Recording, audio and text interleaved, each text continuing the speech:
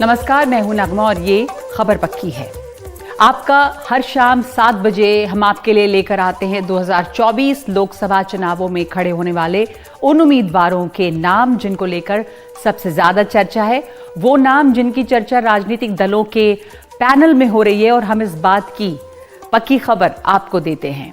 हमारी खबर पुख्ता है क्योंकि हमारे सहयोगी ग्राउंड पर मौजूद रहते हैं। पार्टियों में किसके नाम पर मुहर लगने वाली है, किसका टिकट कटने वाला है, किसका वेटिंग में है और किसका टिकट आरएसी में है, ये हम आपको हर दिन बता रहे हैं। तो सबसे पहले ले चलते हैं आपको प्रयागराज। यहाँ की एक लोकसभा सीट है फूलपुर, जो बहुत ही हाई प्रोफाइल वीआईपी सीट है क्योंकि इसी सीट से देश के पहले प्रधानमंत्री पंडित जवाहरलाल नेहरू ने 3 बार लगातार चुनाव जीता था। इस सीट पर कांग्रेस, जनता दल, समाजवादी पार्टी, बहुजन समाजवादी पार्टी और भारतीय जनता पार्टी ने अलग अलग समय पर अपना परचम लहराया। फिलहाल इस सीट पर बीजेपी का कब्जा है। तो 2019 में यहां से जीती बीजेपी के केशरी देवी पटेल, उन्होंने समाजवादी पार्टी के पंडारी यादव को हराया था। 2019 में यहां 9,79,077 वोट पड़े थे, जिसमें केशरी देवी पटेल को 5,44,701 वोट मिले, जबकि उनके जो निकटतम प्रतिद्वंदी थे उन्हें 3,72,733 वोट मिले। फूलपुर लोकसभा सीट पर पटेल यानी कि कुर्मी मतदाता निर्णायक हैं क्योंकि यहां पर उनकी संख्या काफी है। इस बार पार्टियां किसे उम्मीदवार बना रही हैं, उम्मीदवार मीटर में किसके नाम की चर्चा तेज है, आइए देखते हैं। तो बीजेपी की बात करें तो पहला नाम जो चर्चा में चल रहा है वो केशव प्रसाद मौर्य का है, जो उत्तर प्रदेश के डेप्यूटी चीफ मिनिस्टर हैं। 2014 में इसी सीट से चुनाव जीतकर सांसद बने थे। 2014 में वो 3 लाख से ज्यादा वोटों से जीते थे। इस बार भी रेस में वो काफी आगे हैं। इस सीट पर कुर्मी और ओबीसी मतदाता हैं, इसलिए केशव प्रसाद मौर्य को इस सीट से मजबूत दावेदार माना जा रहा है। हमारे उम्मीदवार मीटर के हिसाब से वो अभी रेस में हैं। बीजेपी से दूसरा नाम केशरी देवी पटेल का है। मौजूदा सांसद हैं, लेकिन हमारी जानकारी के मुताबिक उनका नाम फिलहाल वेटिंग लिस्ट में है। बीजेपी की तरफ से एक और नाम की चर्चा है, ये हैं दीपक पटेल। दीपक प्रयागराज की करछना विधानसभा सीट से 2012 में विधायक थे और दीपक को इसलिए भी प्रबल दावेदार माना जा रहा है क्योंकि वो फूलपुर सीट की मौजूदा सांसद केशरी देवी पटेल के बेटे हैं। फिलहाल इनका नाम भी वेटिंग लिस्ट में ही है, लेकिन अगर ये सीट बीजेपी अपना दल एस को देती है तो नागेंद्र प्रताप सिंह पटेल को टिकट मिल सकता है। नागेंद्र 2018 में फूलपुर से केशव प्रसाद मौर्य के इस्तीफे के बाद हुए उपचुनाव में समाजवादी पार्टी के टिकट पर लोकसभा सदस्य निर्वाचित हुए थे, लेकिन 2022 में नागेंद्र ने अपना दल का दामन थाम लिया था। नागेंद्र इस समय अपना दल एस के राष्ट्रीय महासचिव भी हैं और केंद्रीय मंत्री अनुप्रिया पटेल के खास भी माने जाते हैं। नागेंद्र सिंह पटेल ने अपनी राजनीतिक पारी की शुरुआत 1996 में इलाहाबाद विश्वविद्यालय से छात्र नेता के रूप में की थी। और विपक्ष की बात की जाए तो समाजवादी पार्टी से धर्मेंद्र यादव का नाम बहुत चर्चा में है। सपा अध्यक्ष और यूपी के पूर्व मुख्यमंत्री अखिलेश यादव के भाई हैं। धर्मेंद्र बदायूं से 2 बार सांसद रहे हैं और अटकलें तेज हैं कि इस बार सपा धर्मेंद्र को फूलपुर सीट से उतार सकती है। हालांकि अभी तक किसी भी पार्टी ने उम्मीदवार का ऐलान नहीं किया है। फिलहाल धर्मेंद्र यादव को हम वेटिंग लिस्ट में रख रहे हैं। और विपक्षी गठबंधन की बात की जाए तो पल्लवी पटेल का नाम काफी आगे चल रहा है। पल्लवी पटेल कौशाम्बी जिले के सिराथू से मौजूदा विधायक हैं और वो अपना दल कमेरावादी पार्टी की नेता हैं। फूलपुर सीट ही पल्लवी पटेल के पिता और अपना दल के संस्थापक डॉक्टर सोरेलाल पटेल की कर्मभूमि थी। 2022 विधानसभा चुनाव में पल्लवी पटेल को सपा ने अपने सिंबल से सिराथू सीट से उतारा था। पल्लवी पटेल ने कद्दावर बीजेपी नेता केशव प्रसाद मौर्य को हरा दिया था। इनकी दावेदारी भी प्रबल है, लेकिन अभी उम्मीदवार मीटर में हम इन्हें वेटिंग लिस्ट में ही रख रहे हैं।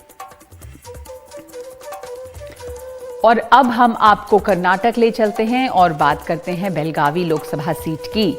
बेलगावी, जिसे बेलगांव भी कहते हैं, ये महाराष्ट्र की सीमा पर लगा हुआ जिला है और दोनों राज्यों में जो सीमा विवाद रहता है उसमें इन्हीं दोनों जो ज़िले हैं इन्हीं में टकराव है। ज़िले में मराठी भाषी लोगों की तादाद काफ़ी ज़्यादा है।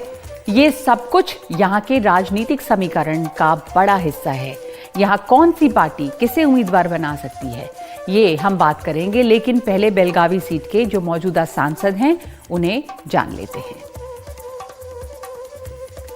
तो बेलगावी से मौजूदा सांसद हैं मंगला सुरेश अंगड़ी।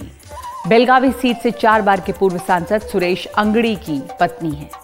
2020 में सुरेश अंगड़ी के निधन के बाद इस जो उपचुनाव हुआ था उसमें वो जीती। ये उपचुनाव 2021 में हुए थे। मंगला अंगड़ी ने कांग्रेस के सतीश लक्ष्मण राव जरकीहोली को एक कड़े मुकाबले में हराया था। 2021 के उपचुनाव में 10,22,793 वोट पड़े थे। मंगला अंगड़ी को 4,40,327 वोट मिले थे, जबकि जरकीहोली को 4,35,087 वोट मिले थे। कर्नाटक में ये सीट बीजेपी का मजबूत गढ़ मानी जाती है। 2004 से ये सीट बीजेपी के पास है।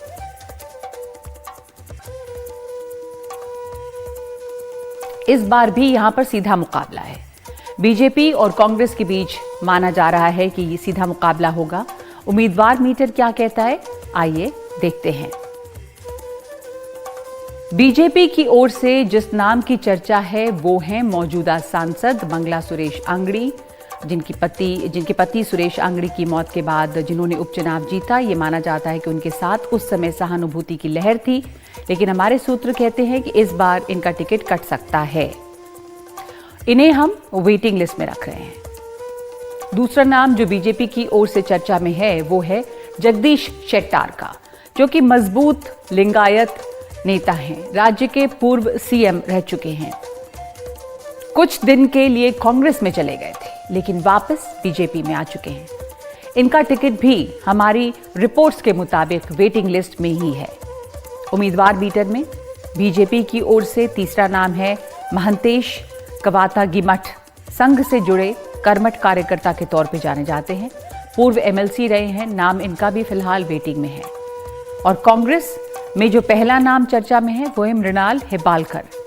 मृणाल एक बिजनेसमैन के तौर पे जाने जाते हैं। इनकी मां लक्ष्मी हेबालकर कर्नाटक की महिला कल्याण एवं बाल विकास मंत्री हैं। बेलगावी जिले में लिंगायतों का दबदबा है। मृणाल की दावेदारी उनकी मां खुलकर कर चुकी हैं। कांग्रेस से दूसरा नाम सतीश लक्ष्मण राव जारकीहोली का है। अनुसूचित जाति से आते हैं। मौजूदा सिद्धरामैया सरकार में पीडब्ल्यूडी मंत्री हैं। बेलगावी लोकसभा के उपचुनाव में बीजेपी की मौजूदा सांसद मंगला सुरेश अंगड़ी के खिलाफ लड़े हैं। हमारी रिपोर्ट के हिसाब से ये भी अभी वेटिंग लिस्ट में ही है। कांग्रेस से एक और नाम है चर्चा में, वो है वीएस साधुनवर। कांग्रेस के वरिष्ठ नेता, समाज सेवी हैं। 2019 में सुरेश अंगड़ी के खिलाफ चुनाव लड़ चुके हैं और इनका नाम भी वेटिंग लिस्ट में है। तो उम्मीदवार कौन, आपको बताते रहेंगे इस ब्रेक के बाद।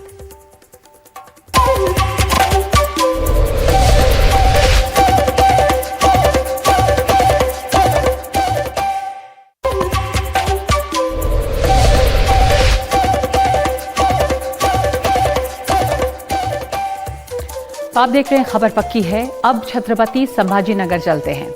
ऐतिहासिक तौर पर ये इलाका बहुत ही समृद्ध है। यहाँ पर अजंता एलोरा की गुफाएं हैं जो विश्व धरोहर स्मारक हैं। 2022 में औरंगाबाद जिले का नाम बदलकर छत्रपति संभाजी नगर रख दिया गया। 2019 में छत्रपति संभाजी नगर से AIMIM के इम्तियाज जलील की जीत हुई। इम्तियाज जलील ने शिवसेना के चंद्रकांत खैरे को हराया था।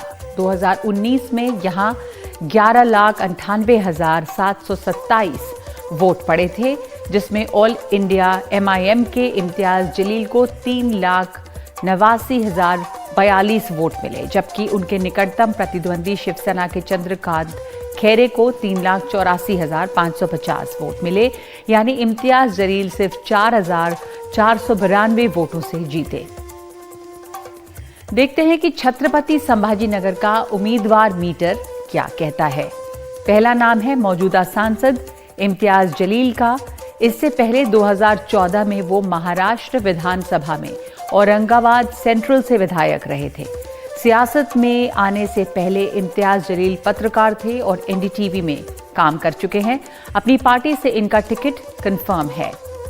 चंद्रकांत खैरे शिवसेना के काफी पुराने योद्धा रहे हैं। 4 बार वो सांसद रह चुके हैं, लेकिन 4,500 से भी कम वोटों से इस बार फिर से शिवसेना UBT ने यानी उद्धव बाला ठाकरे ने उन्हें चुना है और उनका टिकट पक्का यानी कि कंफर्म है, ये माना जा सकता है।